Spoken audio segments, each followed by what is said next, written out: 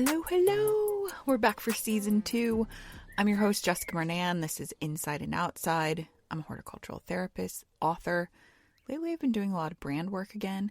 And I'm also the founder of Basker, where I help people use nature and gardening to help their brains and bodies feel more calm. So, got so many good guests this season. I'm very excited.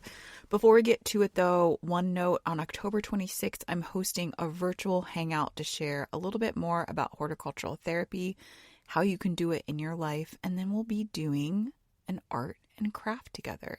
Horticultural therapy is broken into gardening, art with plants, and cooking. So we're doing the art part. It's also so much about social well-being. So this is a good way to get a little social well-being. You can do it on your couch. You can do it probably not in your bed because we'll be working with water. But find an hour of chill, learn something new, be with people. Head to the events page at baskergardens.com to sign up. And I'll also include this in the show notes. All right, today's show. I'm talking with Kerrilyn Paymer. She's the founder of Cat Beauty, one of the chicest, most beautiful brands ever. Truly, truly. It sells all things powered by plants, skincare, pantry items, and the very best collaborations, which I'm putting out into the universe. My dream is a Cap Basker collaboration. Okay, you heard it. I will tell you right now, this episode, we get political. It doesn't sound like it, but I'm singing it to the song of Let's Get Physical, which, by the way, I just looked up the lyrics to, and that song was dirty. It's a song I sang all the time when I was little, and I had no idea. Anyway, this episode, we get political at the end, which, if it's not your thing, that's okay, but I really would like for you to stick around for that. Last season, we didn't really get into anything political, but today we did, and I'm glad that we did. All right. One last important message. If you like this episode or this podcast, leave a little 5-star review on Spotify. We have a ton of Apple. It is a flex. We have a ton of Apple reviews, but not a lot on Spotify. So leave me one. 5 stars. If you go to the show, there's these 3 little darts. There's these 3 little dots, and you can hit it where it says rate this show, and you can leave 5 stars. Helps people find it. It really does. Everything's an algorithm. All right, here's Kerrilyn Paymer. Before that, a word from this week's sponsor, Semaine, one of my most favorite brands that is science-backed and truly cares about women. Talk to you on the other side. This episode is brought to you by Semaine. As women, most of us have symptoms we feel that no one ever sees. Hormone changes, period pain, stress, perimenopause, menopause issue. I can think of a dozen more. Well, Semaine gets it, and they are focused on helping women restore their health at the root. Semaine has a whole range of products for all ages and stages of a woman's life. And while that range is amazing, the most important piece for me is that I 100% trust Semaine. With a lot of pseudoscience out there, finding a brand I trust is so important. Semaine's products are sourced thoughtfully and have science-backed ingredients. As someone who had periods from hell, I use Semaine's PMS support each month. As someone prone to UTIs, I love having urinary tract Cleanse and Protect on hand. I've got a lot of issues. And as someone whose nickname is Stressica, their Stressless gummies are something I work into my routine from time to time. Stressless was developed by a scientist to include a proprietary blend of clinically studied plant-based ingredients, including their cortisol care blend. A brand that you can trust and one that truly cares about the things going on in your body and brain. It's pretty much the dream brand for me and all women out there. Semaine can be found at Walmart, H-E-B Grocery, Amazon, and Thrive Market. But if you want to shop directly from their site, get 20% off by using code INSIDEOUTSIDE20. Head to SemaineHealth.com to shop their whole line of products and receive 20% off for first-time customers. That's SemaineHealth.com, SEMAINE Health.com to get 20% off with the code INSIDEOUTSIDE20. And I'll make sure to include this in the show notes too.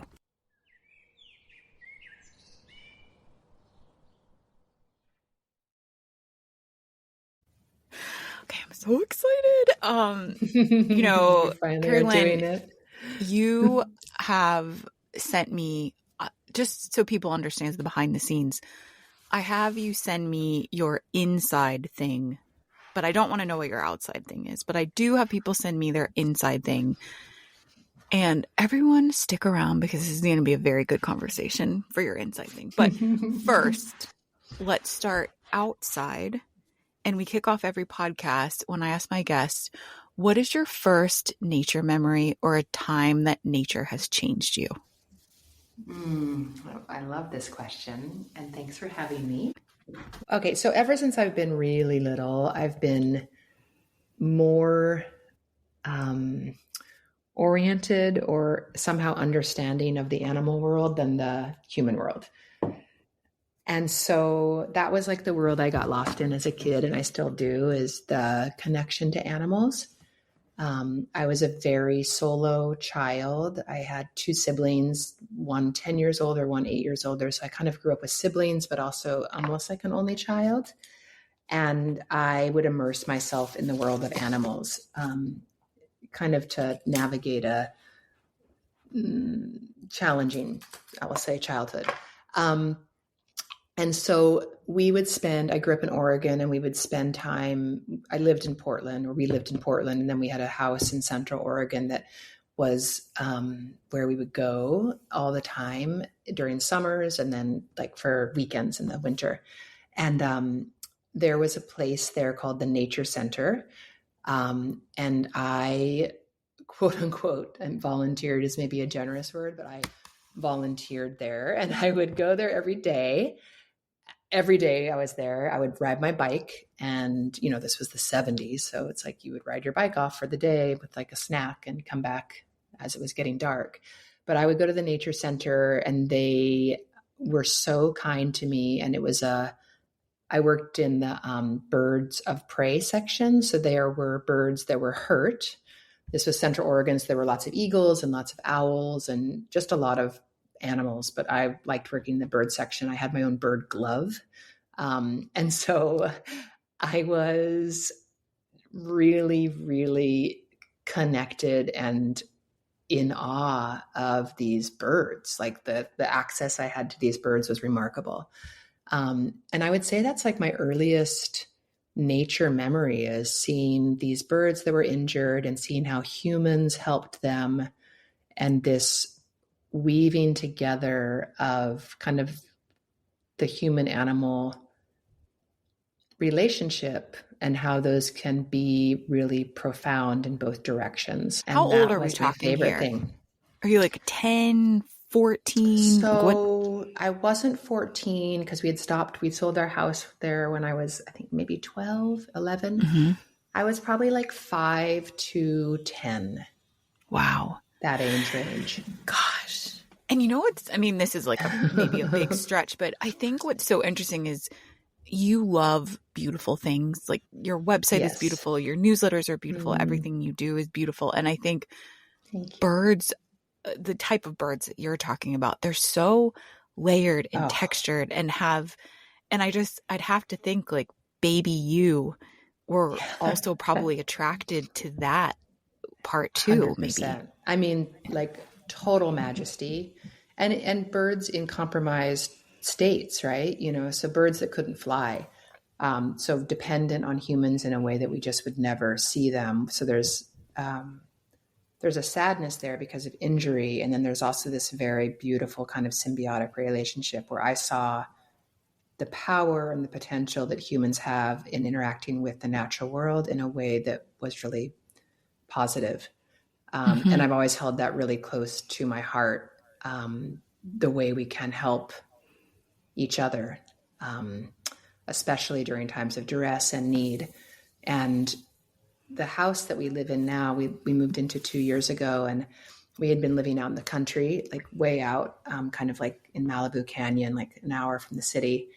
We moved there during the pandemic. And the one thing that I thought I was very much going to miss about living in that house was the access to nature, because it was just, on full display out there. But we moved into this house 2 years ago this month. And the first night we slept here, we had an owl land on our roof, and we have owls come often. And I don't know, owls are just, for so many reasons, they're amazing. And I was just having people over the other night, and they were all sitting outside, and I came out and I could tell that they were like kind of awestruck by something. And I said, "What's going on?" And there were two owls like right above the group of people on the deck. And that happens not all the time, but like there is a communication that happens. We hear owls all night here. Not every night, but when they're talking, they're really talking. And so just being in the presence of animals in that capacity has always been really, really important to me. And I think really informed who I am from that experience of being a child and having that kind of access, like to animals in that way felt profound then, and feels particularly as an adult now, to imagine that happening feels very, very special. Wow. I'm thinking right now to my son who turns 11 today, actually. Happy birthday. Thanks. That's so sweet. A couple, 4 times a month, we go to this place called Pet Helpers here, which is, they have a cat room and a dog room, and we hang out in the cat room. They have a kitten room where we literally just sit and have kittens crawl all over us. And I think it's different than like a cat cafe, which we have been to also, which has like those gross pumps of like, those like syrup pumps. I've never been to one. And, I mean, this is weird. just a generalization, but I've become really intrigued with cats recently. Like I'm not anti-cat at all. Like I love all animals, but I've always had dogs. But lately I'm really wanting a cat. Oh my gosh. Well, we should talk because Sid is actually allergic to cats, but we have found this type of cat that he is not allergic to. And it's because there is this stray. Well, it's not necessarily stray. It has a home in our neighborhood, but he kind of lives outside. And Giz would come over to our house, and Sid didn't have a reaction to this cat at all. So I asked his owner, "What kind of cat is this?" And he told us, and now Sid can have a cat. But I don't know. I'm bringing it back to that connection to other beings. It just, as soon as I leave that kitty cat room, just everything is taken down a notch in terms of my stress, my anxiety. And it's also just great. I think, you were a kid. We were both kids before phones, but I think now it's great for kids to have things to do to truly connect offline. And those experiences are rare to find. Yeah. And I have like this whole theory. I mean, it's not my theory, but just something I believe in, that the human animal relationship is a completely spiritual one that doesn't really make sense. And I think that because of the ubiquity of us having animals, dogs, cats, whatever it is, I feel like there's been a dilution of the magic of that relationship. Like it's almost kind of like I bring my dog with me everywhere, and it's like cute. People are like, "Oh, that's cute." And I get it, but I actually feel like there is a very, very important connection between animals and humans that has just become kind of dismissed, like because so many of us have animals.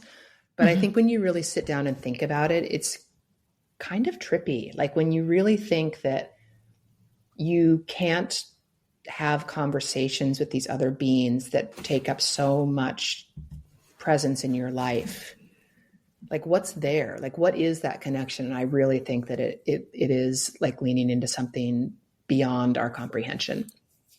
Yeah, because I really think it's spiritual. My mother-in-law, Maureen, she always calls, whenever you're not feeling well, a cat just knows it and will come and lay on you. And she calls it a cat nurse. And it's like, you can't, they don't understand that you're sick. They just sense. And it's just, it is really, really amazing. I don't know if you saw, I watch a lot of TV. I feel like you don't watch a lot of TV, but I watch a lot of TV. I like TV. Okay. I'm not an anti-TV. I don't watch a ton of it because I can get too immersed in it, but I really enjoy it. And I'm not like a highbrow, like I don't like TV. I really like it. Okay, great. Well, right now I'm not paying for commercialless streamers. Yeah. And so I'm seeing commercials again. And there is this commercial that Purina has put out. And I can't quote the actual statistic that they show, but they show a statistic that in domestic abuse, so many times this stat, partners don't leave their abuser because they cannot take their pet with them. And so Purina has now created, I don't know if they're actually Purina sponsored shelters, but they're doing something to be able to help people leave with their pets or have a space to go with their pets. And I, of course, cried during that commercial, but it's just, going back to that, just this truly unspoken bond that you have with them. And it's just so powerful. Yeah. And not to be a buzzkill, but I did hear recently, I think this will tie into our conversation we're going to have later, but the current administration, I know, was a while ago, I read, trying to not allow pets in domestic women's shelters.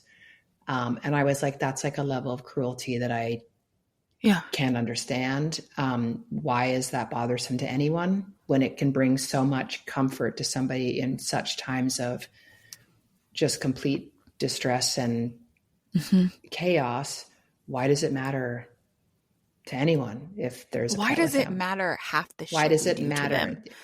I mean, it's just I mean, to talk about this administration and wanting like free will and all these things, it makes no sense. It's like, you guys want to modify everything. Why do you care if a woman has their dog in a shelter that's leaving a violent situation? I really can't actually grasp the reasoning behind that besides just outward cruelty. Yeah. And control. Yeah.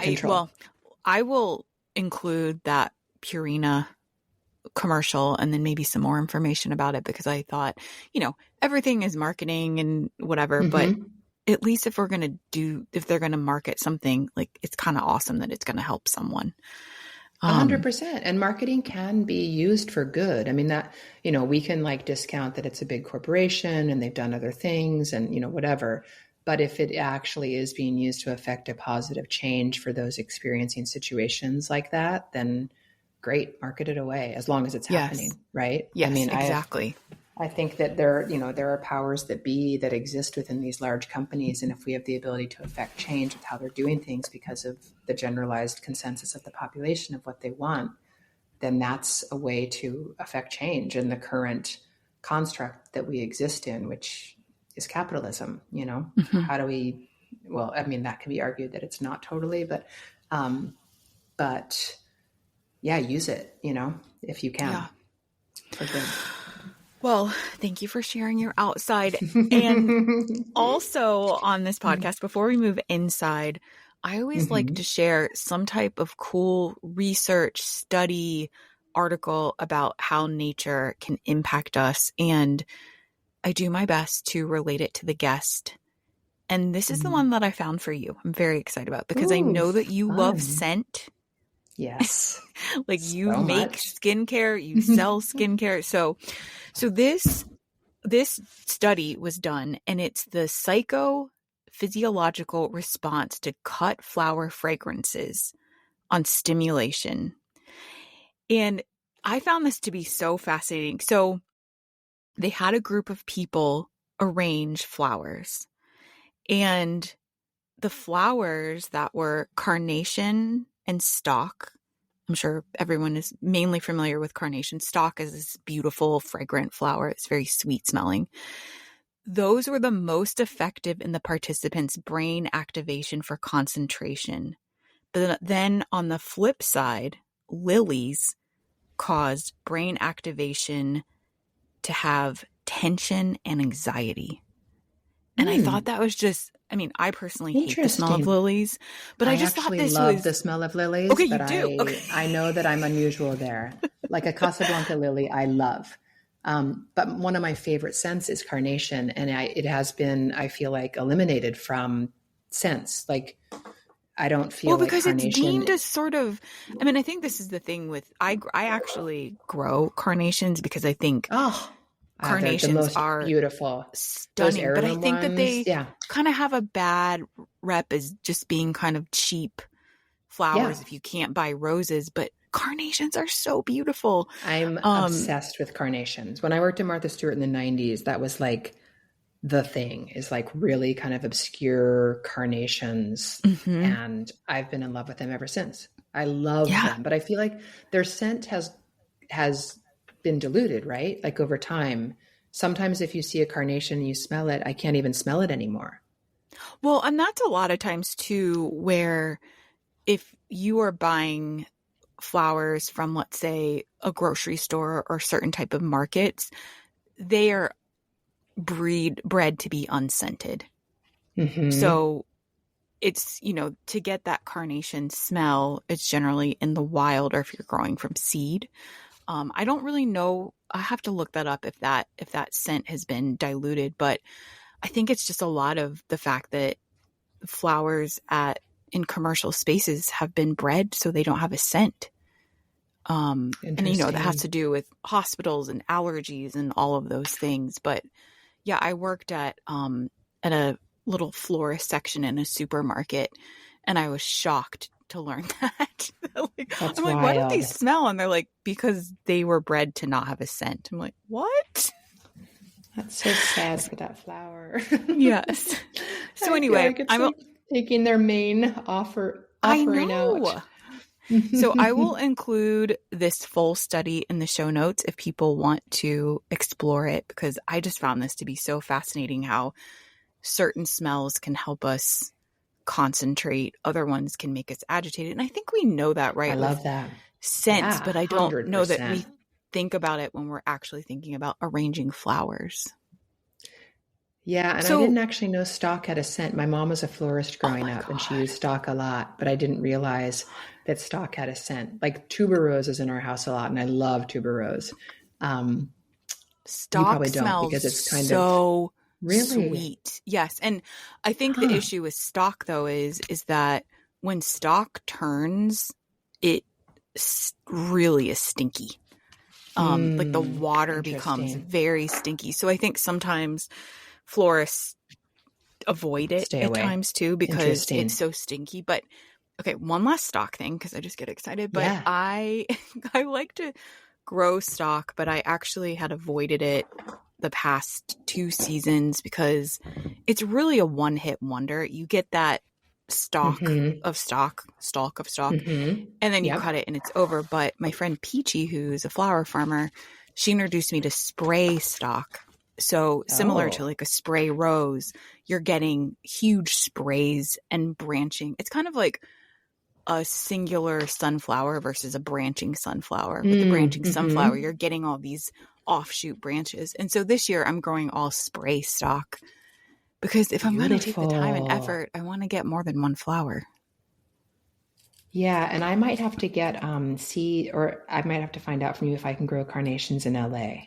Yeah, you can. Okay. Let's get you growing carnations. They take a long time. But let's get you seeding them in. I would love that, because I'm about to pull out my whole garden and plant. I guess I'm a little late for fall, but I'm going to plant some stuff. So maybe that's part of it. Yeah, let's get you growing some carnations. I'll send you the best. I'll put it in the show notes too. I'll put my favorite varieties in the show notes. Great. Okay.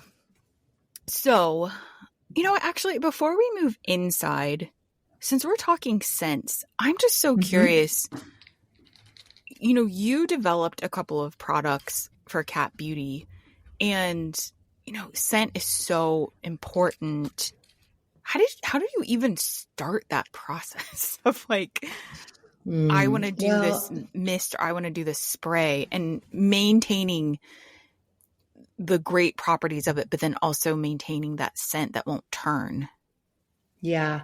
So you're referencing serotoner, and all of the skincare products that I have worked on with my formulator, they've all come from the initial place of being, all the ingredients in the skincare products are there to support your skin's health. So nothing's been added as an additional thing to increase scent or make scent better, or modify what it smells like into something else that's more palatable. So they've all come from a place of these ingredients live in this ingredient list because of the benefits they bring to your skin. So that's kind of the answer. Like all of those ingredients in there have some role, whether that's working individually, but more often than not synergistically with the other ingredients to make it be a formula that is as supportive of your skin's health as it can be. That being said, because all of the items or the ingredients in there are all botanicals, I'm not saying all botanicals smell good, but because they're all botanicals, they all bring their own, most of them bring their own scent profile to what they're doing. And then it's almost just like a marriage of all those things that become the end result.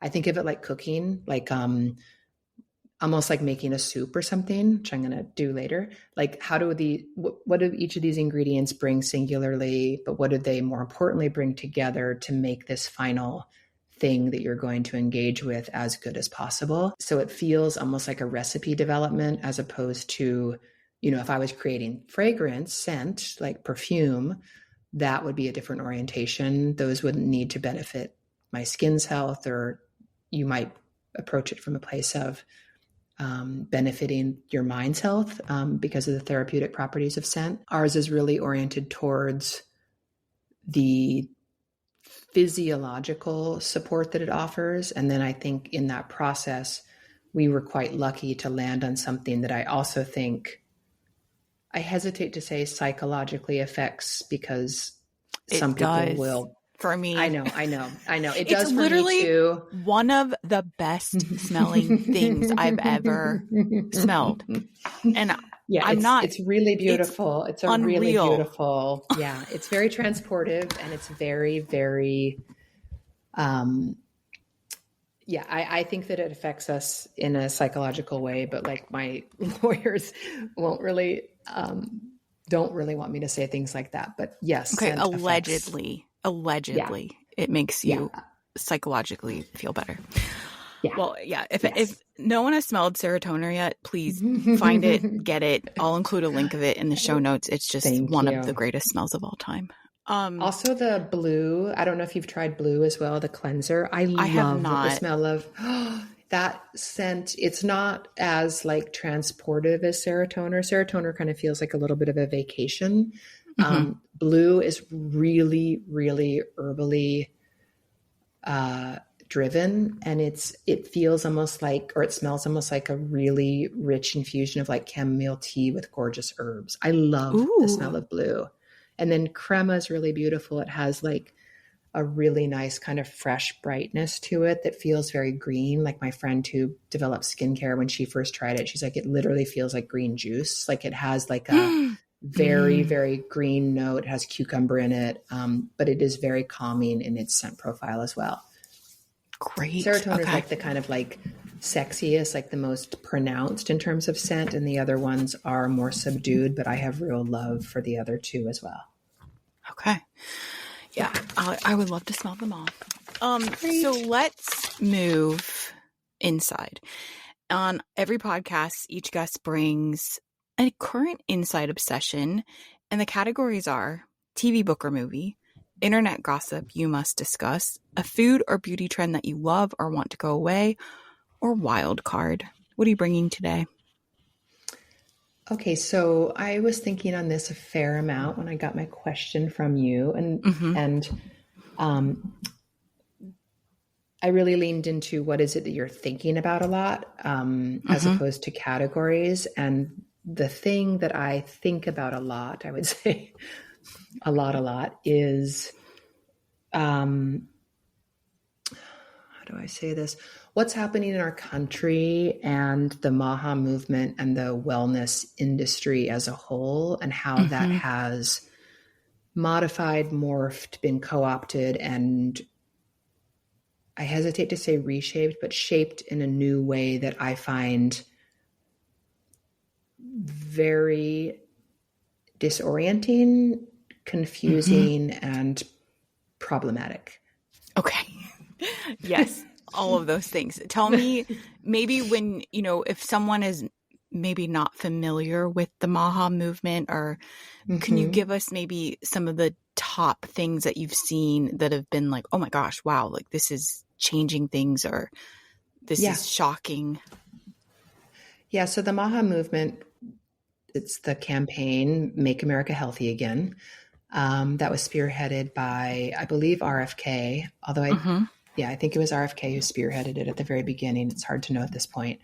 And that's, well, I find challenge with the word again, because that feels reductionist, and the use of that word in Make America Great Again and Make America Healthy Again has a lot of other implications. Were we healthier in the past? Were we greater in the past? I don't know. That's up for debate. I have my own opinion about it. So it's essentially like this concept, this belief system that we have a broken food and healthcare system in our country, and how do we make it better? And so the people behind MAHA have spearheaded and championed this idea of how do we do that, and brought along a lot of people into that campaign in order for that to happen. If you know anything about me, that's been my life's work for over a decade, is offering products that are healthier and better for people. And that spans from skincare to also grocery items.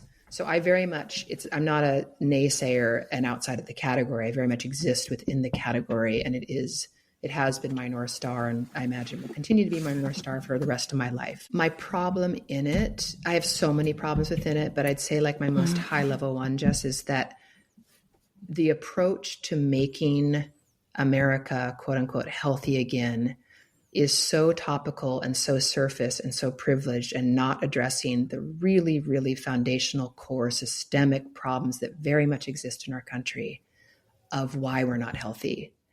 And looking at these things that are kind of like icing on the cake as the ways to solve problems that are so foundationally woven into the way our country is set up, and the capitalism and just the disparity between groups of people in our country it's really mind-boggling to me. It's really, it scrambles my brain out when I see how it's being approached.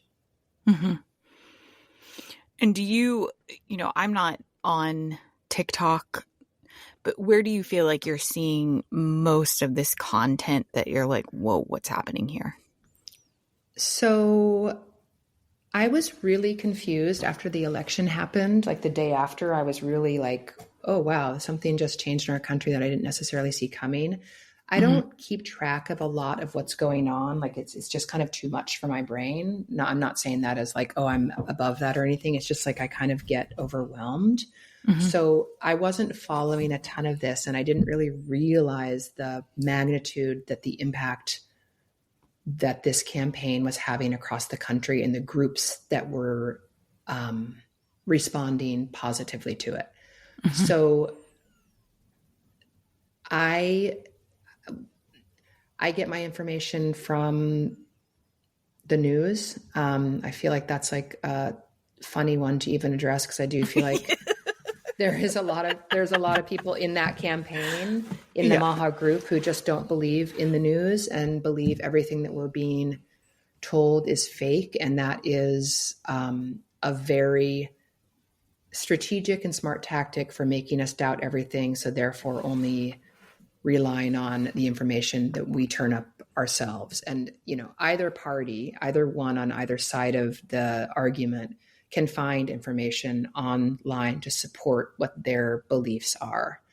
I'm not saying one is more real than the others even. I'm just saying like we have the ability to back up our theories because it all exists on the internet for us to play with. And I think the dismantling of a belief at all in any sort of credible news system, along with science and along with, just like the dismantling or the discrediting of doctors and scientists by this group, is problematic, is way too small of a word to apply to this construct that's been created that has encouraged total chaos and quote unquote independent journalism that benefits the person who's arguing that side.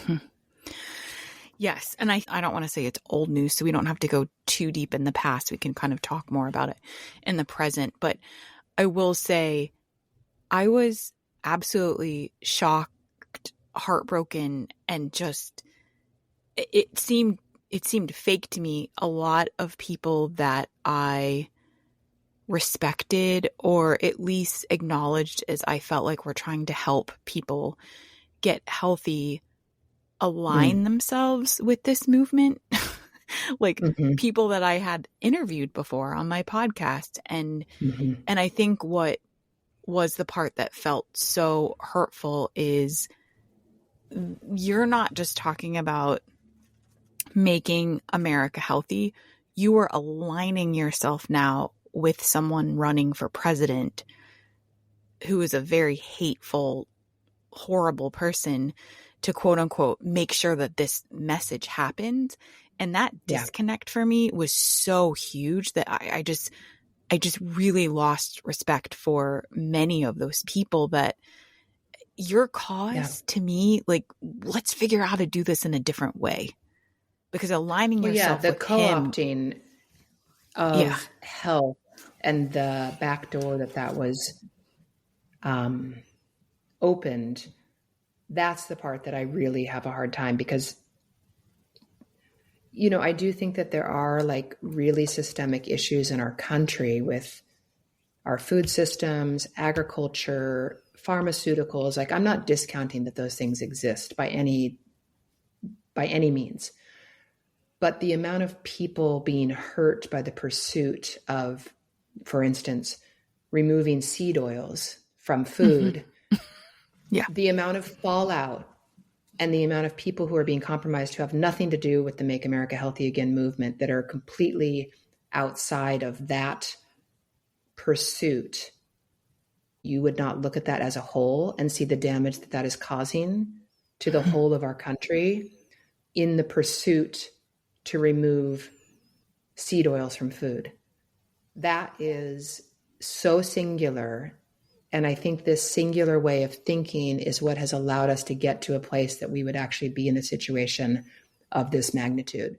Is we have lost the concept, the idea, the backbone of what care is. Care is caring for ourselves and for others. And I think wellness, the way it's been marketed, has become so oriented towards the self that if you don't look beyond the self to see what your decisions are doing for large groups of people, that's not care. That's not wellness. That's exactly the opposite. Like, to me, wellness is community care. It is community care. It is not self-care. Self-care feels like a concept that we don't have the luxury of pursuing at this point in time, when so many are being hurt by what is happening in our country. Yeah. And I think we're in a similar position and space where, although I don't really consider myself in like deep in the wellness world anymore, but I've really had to think about when I want to interview someone on this podcast. Before, if someone was, might have been talking about seed oils, I'm like, I don't really believe that. But now it's the seed oils are aligned with something much bigger. And it's really They're a tricky. calling card for something much deeper. Correct. And I think it's really difficult. And sometimes I wonder, am I being too harsh or judgmental, or should I have these conversations and be open? Maybe they're not having a MAGA hat on their Instagram, but if you're aligning with this movement, it's kind of coded in that way. And I just can't fuck with it. I just I can't, I don't. Can't either. And so it's a really, and I don't want to, it's not this, but it's kind of like this. It's like separating the art from the artist, right? So there's, we can't watch certain things anymore because it's because he did this or he did this. And it's similar to this where I might have we'll just throw out a name, Dr. Mark Hyman. Yeah. What are you doing? Yeah. Mm-hmm. I mean, he's making a lot of I money is what he's doing. He's right. making obscene amounts of money while talking about how the companies are making obscene amounts of money. Like that's the part in the supplement land that I'm just like, all these people who are hawking goods, and I have done it. Like I'm saying this from a place of having been in the camp. So I want to be really clear there. Like I was drinking that Kool-Aid and that's what I thought made sense. And Before, now I well, can let's be see it. clear, before Yeah. Maha. Okay. Way Yes. before Maha, way before Yes. Maha. And now I see how you can exist in that realm because it really is about self. And I think so many people, I'd say most people, go towards wellness who are in a compromised physical or emotional state. That's the direction they move in because they need something to change. And so you're talking about somebody who is looking for change, and they're looking for change within self. So it's not oriented towards the help of others, the help of community. You know, we saw this breakdown so profoundly during COVID. I think that's where this all started, kind of mind melding. And I know we're not having a vaccine conversation, but this conversation like about vaccines where it's like, well, I don't want to do that because I don't want to do that to my body. I can understand and respect that. I don't respect being an anti-vaxxer, but I can understand that logic. But when you're talking about something that affects a population as a whole, then that conversation becomes way different. And I would kind of say more nuanced, but also not even that nuanced. It's like, this is something I'm doing for the protection of the whole and for those that are in positions that don't have the protection that I have access to. That's where I feel like it started to really break down. But, you know, the people who are vocal, loud, talking about, you know, the medical industry, the medical complex, there are many issues with that, with the medical complex. I'm not saying there aren't. The industrialization of that industry has been pretty horrific. But a lot of those people who are selling, like Mark Hyman, talking about that, but then he's selling stuff in the same capacity. It's like you're doing the same exact thing, but your way is actually the way that you think is the better way. I mean, it's one thing to just remove yourself from the conversation and say that there's foundational problems with the medical complex and then not be offering things the medical complex is offering as well. Yeah. And I think, you know, in my own personal life with friends or family that have gone the way of Maha, MAGA, all the things, it just, you know, someone like Dr. Mark Hyman, you look at him and you think, okay, so were you sort of always a grifter, or Yeah. were you Yes. actually I mean, I true know that in the beginning? truly for a fact from people who know him, but yes, yes, this is an opportunity. And also I think my biggest issue with the Jess is, like, again, I think you and I both live lives and have pursued lives and information that have benefited us to feel better in our body and mind. I think that I would agree. I think we'd agree that those have been pursuits that we've gone down the road of historically. And I think that's fine. But I think where I really, really like with your question, what is it you're thinking about? This is what I'm thinking about. Like, that pursuit is one thing if it's not connected to the destruction of our country and of so many groups. Like, if you want to go down that path and there is no connection between your path and removing rights, freedoms, dignity from other groups across the country, that's fine, but that's not how it's set up. You don't get to cherry pick that I'm just going to be focused on seed oils while the rest of our country is basically being raped and pillaged. Yeah. And so I had to remove myself from that pursuit because I was like, I cannot align with this thing that is in bed with this other thing. If they weren't in bed together, this would be a very different conversation for me. And I imagine for you as well. Oh, but they absolutely. are sleeping together. There is no separation. So for me, like you were saying, when you want to bring on podcast guests, you can't cherry pick at this point in the game. Like you just can't. That concept, that idea is from so long ago. It feels antiquated Now, by picking Maha, you are picking MAGA, and you are picking a new order in our country. And that is what I think about all the time. Yeah, I mean, like I said, I was very heartbroken and disappointed by a lot of people. And I will say I deleted those old interviews from my podcast feed, and ones that had a lot of downloads and probably would have gotten more because they became big names. But I couldn't risk someone thinking that I supported their in-bed ideals. Like, I just couldn't do that. I had, after the election, I was posting a lot on Instagram about kind of the shock of what I was seeing, like the people that were happy. And I had this one person get on Instagram talking about how she was referencing me, which I didn't realize. Somebody wrote to me and said, she's referencing you. And this person, we'll call her Jenny, that's not her name, but we'll call her Jenny, was saying that there's somebody in the wellness community that I know that is trying to put out a list of all the people who support MAGA and MAHA. And I think that's really unfair. And I can't believe she's doing this. And she kind of went on a little bit of a rant.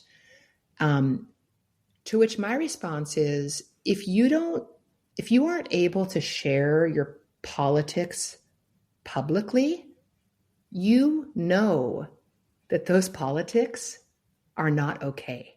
I will share my belief system with anybody who will listen, because I believe in it and because I have pride in it, because I think that it's not hurting people. But when your politics align, therefore your business that you're promoting, align with the marginalization of groups of people, and you don't want it to come out how you voted, as my friend said to me, the last group of people that did that was the Ku Klux Klan. They could not be identified. That's why they wore hoods. So if you actually want to sit behind the mask of, I don't want people to know what my belief system is, I think you might want to look at what your belief system is and really reconcile that and really have a heart-to-heart with yourself, where you're like, if I can't express this, there might be a reason why I can't express this. And I might want to look under the hood of that. Yeah.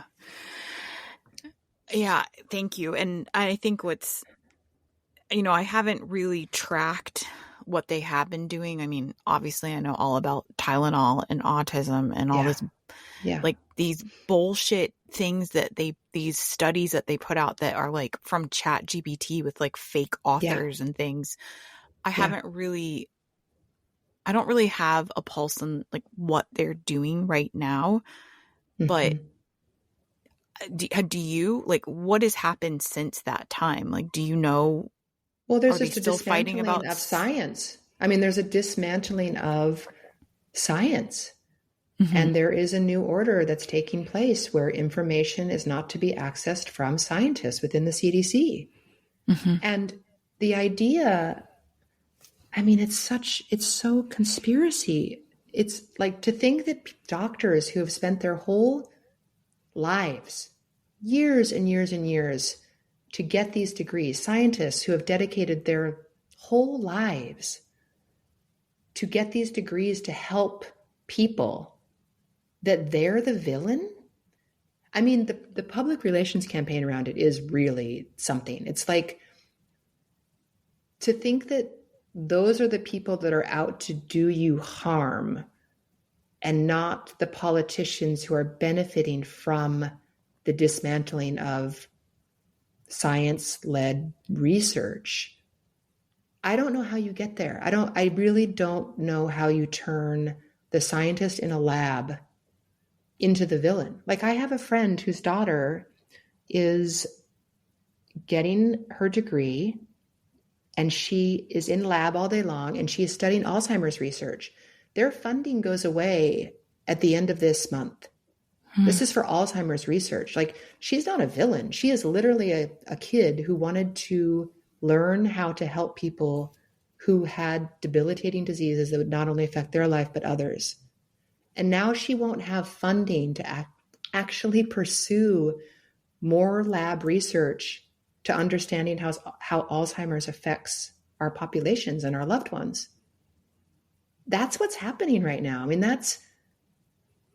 It's shocking. It's really, I mean, when you ask the question, what is it you think about? I mean, it really occupies my mind all the time to think that there are people whose livelihoods and also careers and passions and interests and curiosity and dedication are being taken away because people who do not have any scientific training are telling them that what they're doing is wrong. I mean, can you imagine that?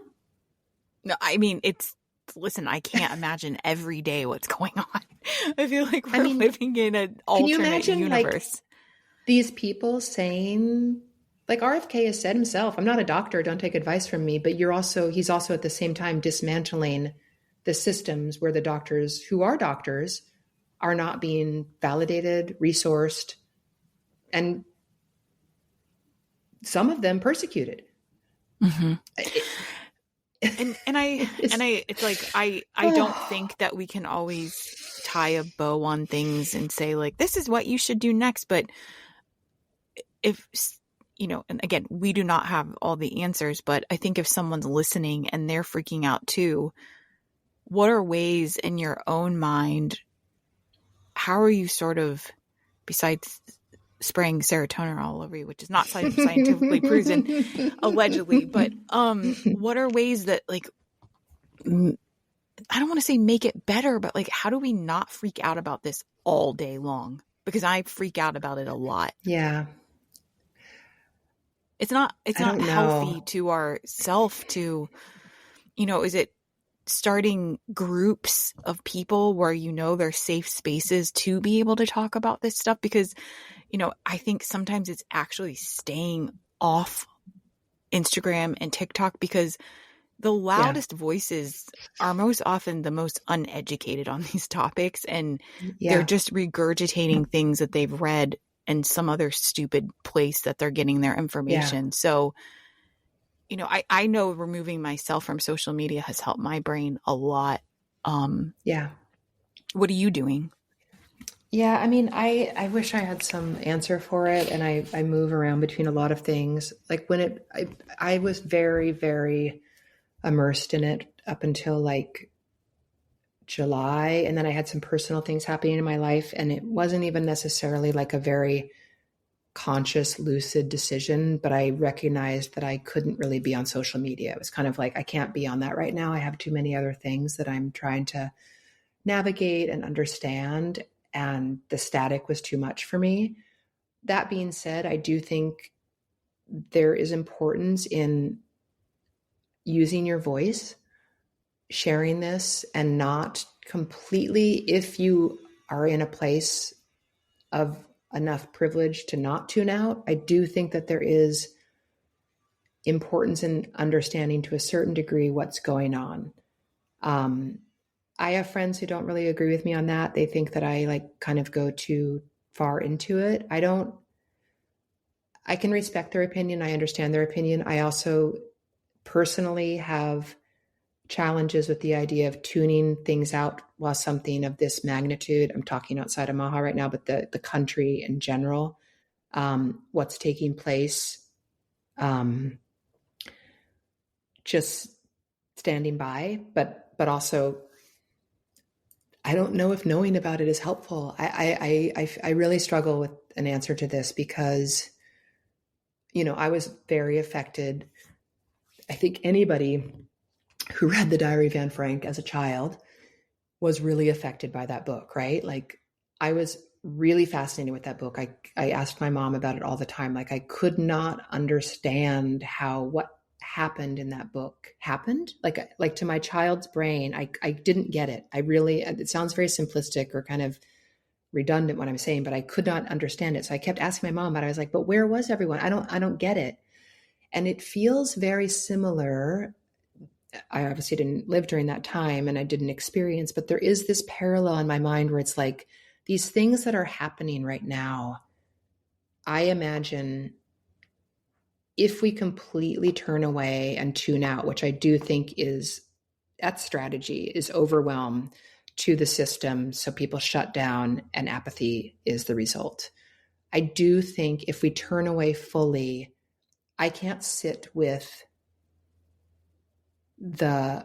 my conscience later on when I see what's happening without having at least been informed, aware, and doing my best to speak to it and about it as often as I can. But I, again, don't know if that helps. You know what I mean? Like, that's just that's how I orient, but it's also compromising. It's compromising to our mental health. It's compromising to my personal mental health. It is an assault every day. And to go back to the kind of top of the conversation about how self-care wellness has been run through this lens of self-care, I will take back what I said a little bit. I do think caring for self while taking care of community is very important during this time. I don't think it can just be self-care, but I think it is a very important aspect to dealing with this kind of situation. Yeah. And I will credit someone else for what I'm about to say. I only listen to one political podcast. That's all I can do, but it's called Higher Learning. And one of the hosts, Van Lathan, was talking about how with everything going on right now, it will break our brains to care about every single issue.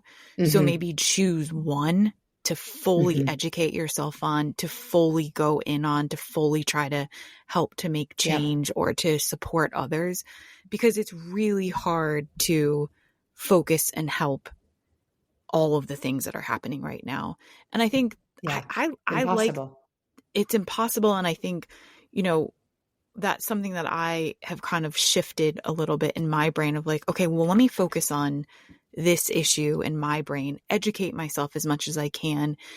And then also maybe that's not looking at TikTok, Instagram, and Substack. Maybe that's going to a trusted news source and getting information from there once or twice a week, as opposed to this constant influx of ideas and theories. Because here's the other thing. You might read something on Substack or Instagram or TikTok or wherever, and literally in 2 hours, it could change. So we're constantly re-injuring ourselves over and over again with this information, where if we could maybe check once a day, it's going to maybe make our brains feel a little bit better. One thing I've done is on Instagram, because I had a very bad habit, and I also want to talk about Instagram and suggest, if you haven't read it or if any of your listeners haven't read it, Stolen Focus is one of the most brilliant books I've ever read in regards to social media, and how it is not a defect of character to be addicted to social media. It's been created for us to be that. So I think that there is this, constant human optimization where it's like, oh, I'm always on Instagram, I'm totally addicted. And it's like, well, you're addicted for good reason. You're addicted because the smartest minds came up with a system that we would be addicted to. So I feel like getting rid of that idea of shame around, I can't get rid of this thing, is powerful. That being said, I like social media. And I've realized this over the years, that during times of kind of duress, or like we lost our dog a couple months ago, and I posted on social media, and I got a lot of love and support from people that I'm not in communication with all the time. And it was very sweet at that moment in time. And I was like, it can be used for good things.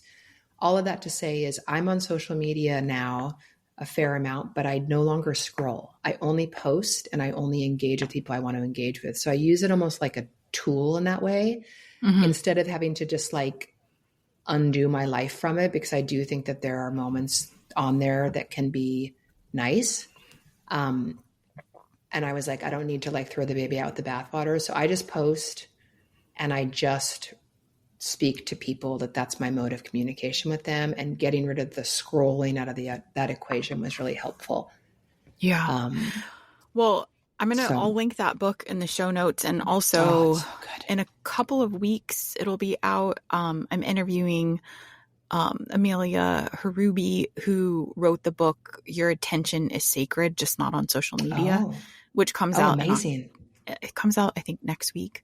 So she actually has a podcast called Off the Grid. And it's basically, she helps people like get off the grid, and also like being able to connect and still have a life and be able to promote things without being so dependent on social. So yes, I'm very I think if we passionate can about this use it to topic. our benefit, that's kind of the thing that I think about all this, like all these things that have been invented and presented to us. If we can use them in ways that are beneficial to us. I mean, even social media, like you look at it, like with the kind of political turmoil and unrest that's happening right now, like we have the ability to find out about that through social media in a way that historically we wouldn't have. So I think looking at it as a tool, I do think that's kind of the lens I look at things through now. It's like, how do I use this to benefit myself and my community, as opposed to it just being a thing that I'm addicted to or reliant on. For sure. Yeah, when, I found out the news that Instagram and Google have a partnership, basically where Google is using Instagram as a search tool because, most people are wanting to get their news from Reddit and things like that. Mm-hmm. So when I learned that, I'm like, okay, I'm not on social anymore, but I did put up a 6 grid thing that is just every keyword you could think of that has to do with horticultural therapy. Because I'm like, these assholes, like, I'm going to use, if these platforms like them. Google is something that we're not going to escape. And so if they have this partnership now with Instagram, I'm not ever going to log in or be there, but I can at least have this 6 grid situation where I can be found. And then once they find me, they can see, oh, she doesn't post here. Let me go try to find her in other places. Yeah, that's smart. It looks quite beautiful too. If anyone wants to check it out. Oh, I'm going to check it out. I haven't seen it. I will definitely check it out. And then also on the Basker website, I have a fake social media feed. So it's all the things that I would post on Instagram. Smart. I love that. Just, it says social, like you would click into a social media, but then when you click on it, it just takes you to what looks like a grid. That's so smart, Jess. Love that. Thanks. Because people, like, here's the thing. People want the behind the scenes. They don't want the perfectly polished things. Like, that's why we go to social media. We don't want the perfection. 100%. So no, let's give it to people in another way if you can. That's really smart. Thank you. I'm gonna sit with that and figure out how I can do that too. Oh my gosh, Cat Beauties would be so good. That's like, so, I love that. I don't go to Cat Beauty's Instagram. I mean, I'm not on Insta. Like, I don't go to that ever now. Like, I'll check in my DMs maybe once every couple of weeks in case someone DMs me. But I don't follow anyone on there anymore. So when I do check my DMs, I don't get anything. It's just blank when I log in. But if Cat Beauty had some sort of feed on your website, I'll go there once a week. Just saying. Yeah, so interesting. I love that. Well, thank you so much for doing this. I just love everything that you do, and I was so excited that you chose this topic because I know I'm not that I avoid talking politics on this podcast. I definitely choose people that are aligned with my politics when I interview people. Yeah. But it was nice to talk about something that I know a lot of people that listen are thinking about.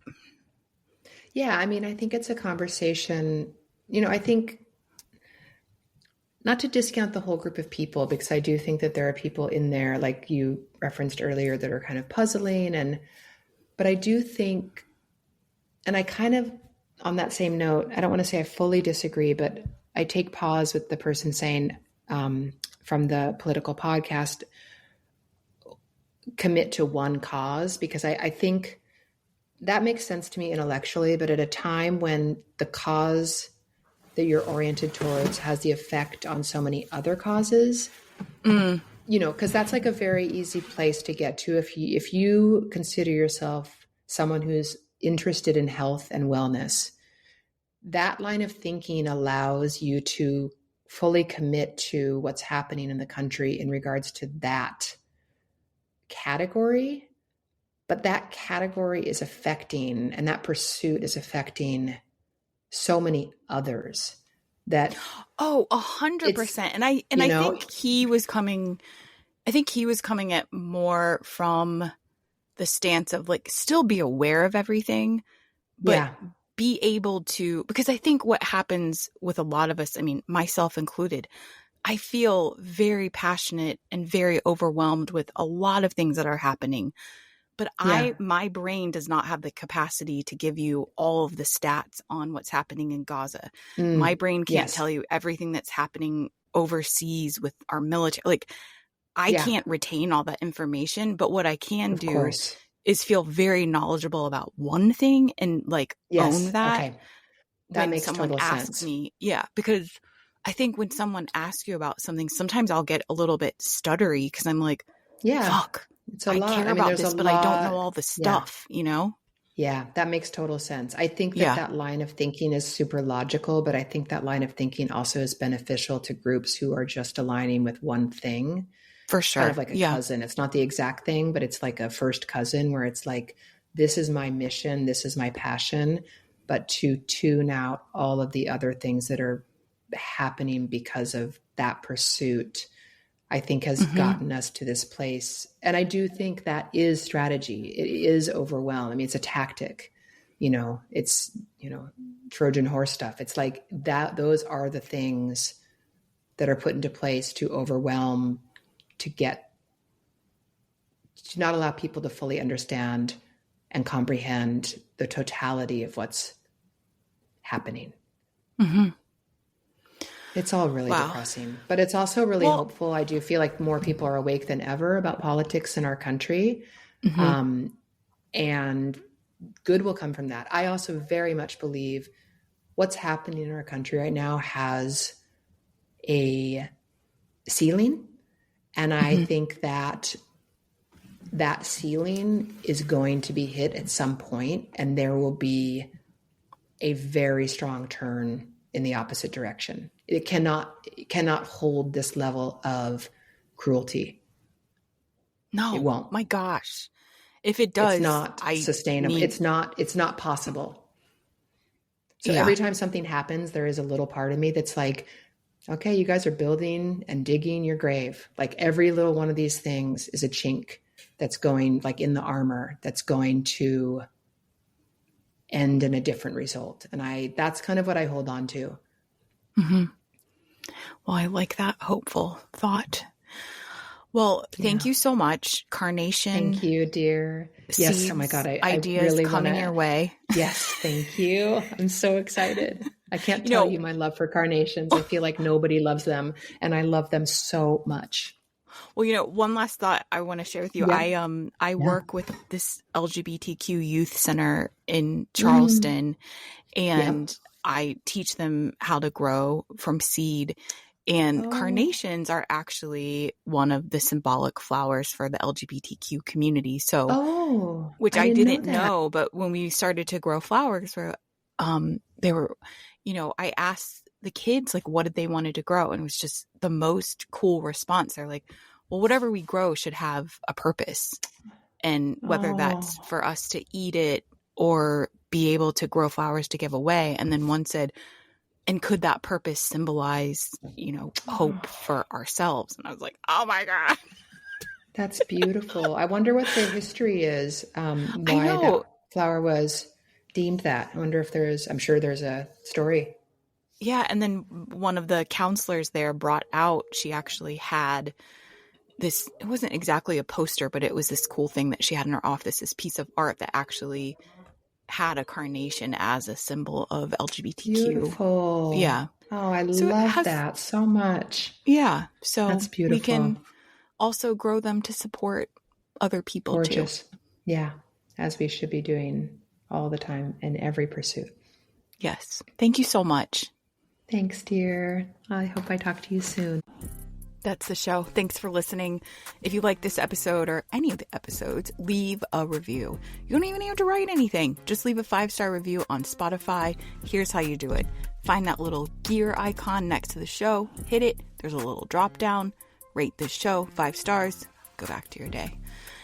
And if you want to know more about Basker or working with me to do horticultural therapy, head to baskergardens.com. Lots of it, lots and lots about it in the show notes. I'll talk to you next week.